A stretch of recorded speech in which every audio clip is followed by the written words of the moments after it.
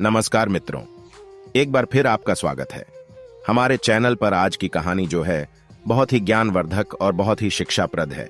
इस कहानी को आप सभी लोग ध्यानपूर्वक सुनिएगा, क्योंकि इस कहानी से आपको बहुत कुछ सीखने को मिलेगा। मित्रों, बात करें तो यह कहानी जो बहुत ही पावन और पवित्र कहानी है, भगवान भोलेनाथ हर हर शंभू का नाम लेते हुए इस कहानी को हम शुरुआत करते हैं। इस कहानी को बहुत ध्यानपूर्वक सुनिएगा, आपको इस कहानी से बहुत अच्छी शिक्षा मिलेगी। भगवान भोलेनाथ का नाम लेते हुए ओम नमः शिवाय, शिव शंभू की जय हो, कहानी की शुरुआत करते हैं। मित्रों, यह कहानी हमारे मित्र आपको सुनाएंगे, इसीलिए आप इस कहानी को ध्यानपूर्वक सुनिएगा। कहानी अच्छी लगे तो आप वीडियो को एक लाइक करिएगा और चैनल को सब्सक्राइब करना मत भूलिएगा। कमेंट बॉक्स में ओम नमः शिवाय जरूर लिखें।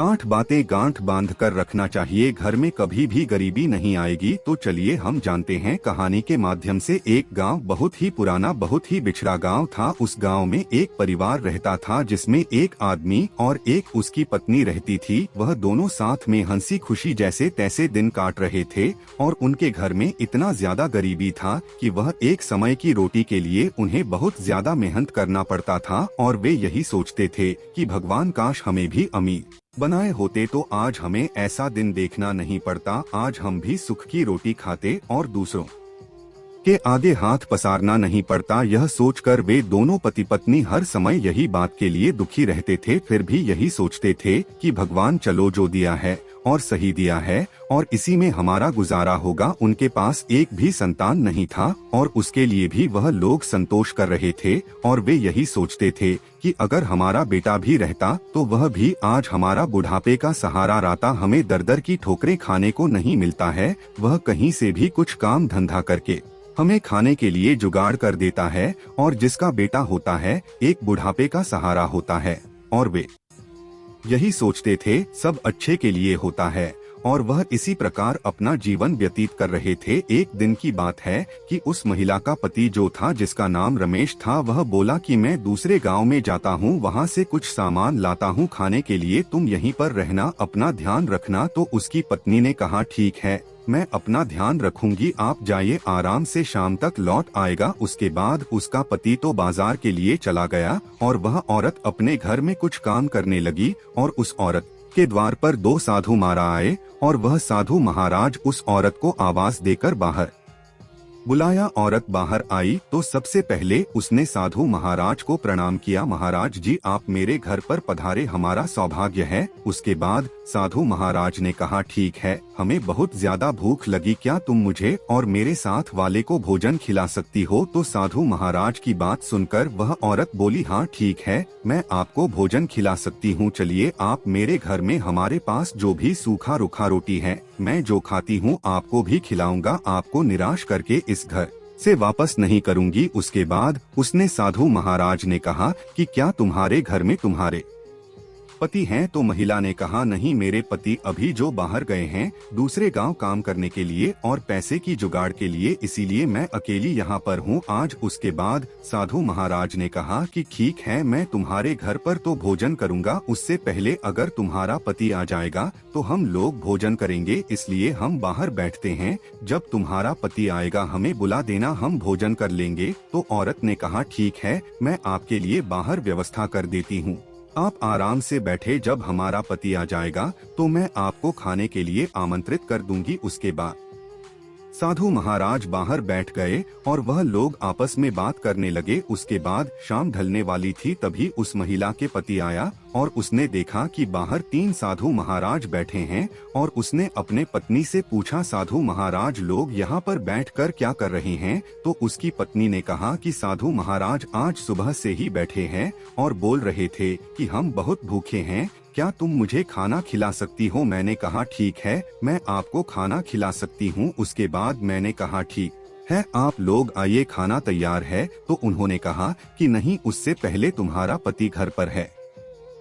तो मैंने कहा कि मेरा पति घर पर नहीं, वह बाहर काम के लिए गए हैं। तो साधु महाराज ने कहा कि ठीक है, जब तुम्हारा पति आ जाएगा तो हमें बता देना, तब हम खाना खा लेंगे। उसके बाद उस महिला ने अपने पति से पूछा क्या करूं मैं, उनको खाना खिला दूं? हाँ, तुरंत जाओ, साधु महाराज जी को बुलाओ और उनको खाने पीने की व्यवस्था करो। वह महिला तुरंत साधु महाराज के पास पहुंच गई और क्या आप चलिए भोजन तो कर लीजिए, हमारे पति आ गए हैं। उसके बाद साधु महाराज ने कहा कि हम लोग तुम्हारे घर में प्रवेश करेंगे और उससे पहले हमारा एक प्रश्न है, उसका उत्तर अपने पति से पूछकर आना। तो महिला ने पूछा, ठीक है, आप बताइए। देखो, हम 3 हैं, एक तो है प्रेम, दूसरा पैसा और तीसरा कामयाबी, और तुम अपने पति से पूछकर आओ कि तुम्हारे घर में सबसे पहले कौन प्रवेश करेगा, उसके बाद हम भोजन करेंगे। ठीक है, मैं पूछती हूँ और मैं आपको बताती हूँ। उसके बाद महिला ने तुरंत अपने पति के पास भागते भागते पहुँची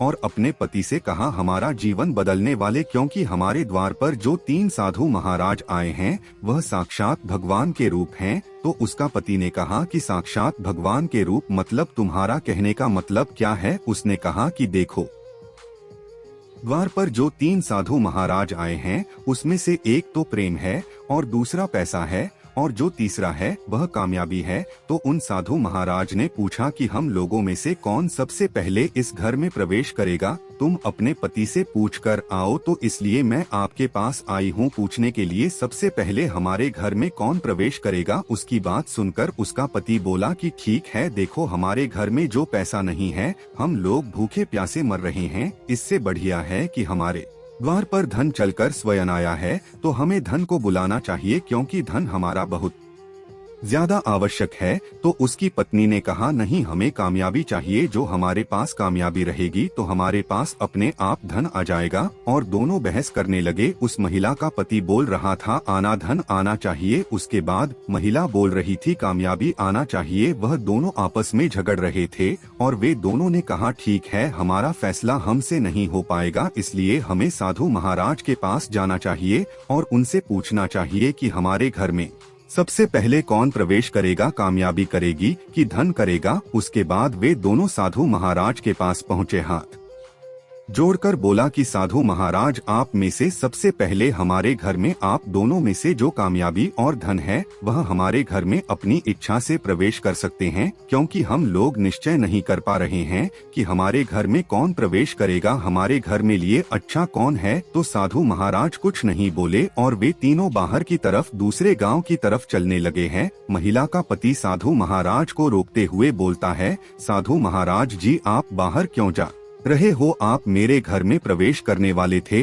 भोजन करने वाले थे। तो साधु महाराज बोले, देखो, तुम्हारे और पत्नी में एक बात के लिए कोई निर्णय नहीं है, तुम आपस में ही लड़ाई झगड़ा करते हो, तुम्हारा एक सोच नहीं है, इसीलिए तुम अपनी जिंदगी में नहीं आगे बढ़ते रहे हो। इसीलिए अगर तुम कामयाबी मांगोगे तो तुम्हारे पास धन नहीं आएगा, अगर तुम धन मांगोगे तो तुम्हारे पास प्रेम नहीं आएगा। इसीलिए जहाँ कामयाबी रहती वहाँ धन रहता है और जहाँ धन रहता है वहाँ कामयाबी रहती है। इसलिए हमें में से अगर तीनों नहीं रहता है तो तुम्हारे पास कोई भी नहीं आएगा, और जब तीनों रहेगा तब तुम सुखी और तुम्हारा सुखी परिवार रहेगा और तुम्हारा जीवन सुख के साथ व्यतीत होगा। तुम्हारे पास जो आया धन भी वह भी वापस चला जाएगा। इसीलिए तुम लोगों को आपस में लड़ाई झगड़ा नहीं करना चाहिए। तो आपके आपस में प्रेम बढ़ता है तो आपके पास धन दौलत रुपया पैसा कामयाब रहेगी। अगर आप वहीं पर लड़ाई झगड़ा करते रहेंगे तो आपके पास कुछ भी नहीं रहेगा, आपकी धन भी व्यर्थ होगा। आपका दुश्मन भी आपको देखेगा, सोचेगा